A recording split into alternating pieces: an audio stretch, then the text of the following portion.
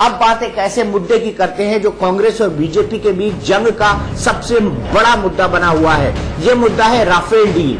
कांग्रेस बार बार Rafale की कीमत पूछ रही है और दूसरी तरफ वायुसेना अध्यक्ष ने कहा है कि राफेल एक ऐसा एयरक्राफ्ट है जिसकी हमको बेहद जरूरत है। उन्होंने राफेल डील का समर्थन किया है। ऐसे में कांग्रेस ने एयर चीफ से भी राफेल डील की कीमत पूछना शुरू कर दी है।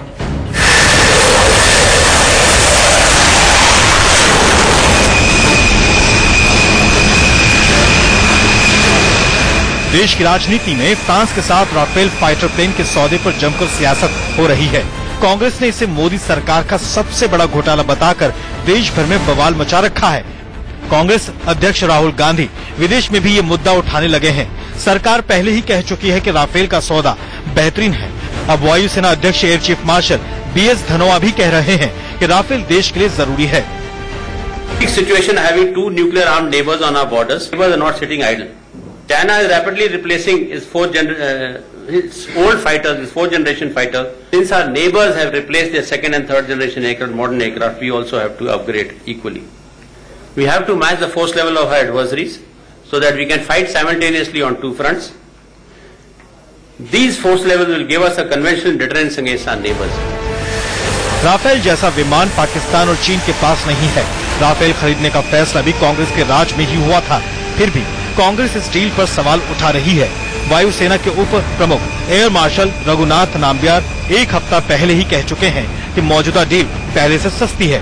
फिर भी कांग्रेस न तो सरकार की बात सुनने को तैयार है और न ही वायुसेना के अधिकारियों की। तो वायुसेना अध्यक्ष को ये बता देना चाहिए मुल्क को कि वायुसेना में वो जहाज कितने में खरीदा है, क्योंकि इसकी जो रिक्वेस्ट फॉर प्रपोजल थी वो वायुसेना के कहने पे भेजी गई। तो अगर वायुसेना अध्यक्ष को लगता है कि एक अच्छा जहाज खरीदा गया है, इससे भारत की राष्ट्रीय सुरक्षा मजबूत होगी, तो बहुत विनम्रता से हम वायुसेना अध्यक्ष से पूछना चाहते हैं कि सरकार नहीं बताना चाह रही है, आप वायुसेना के अध्यक्ष होने के नाते देश को ये बता दीजिए कि ये जहाज कितने में खरीदा गया है। भारत के पूर्व और उत्तर में चीन है, पश्चिम में पाकिस्तान। इन दोनों देशों के साथ जंग का सामना हम कर चुके हैं। दोनों ही देशों के साथ रिश्तों में तनाव है। देश की सुरक्षा के लिए जरूरी है कि हमारी सेनाएं मजबूत हों, उनके पास आधुनिक हथियार और साजो सामान हो।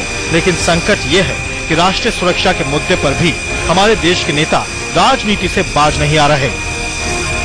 Bureau report, India news.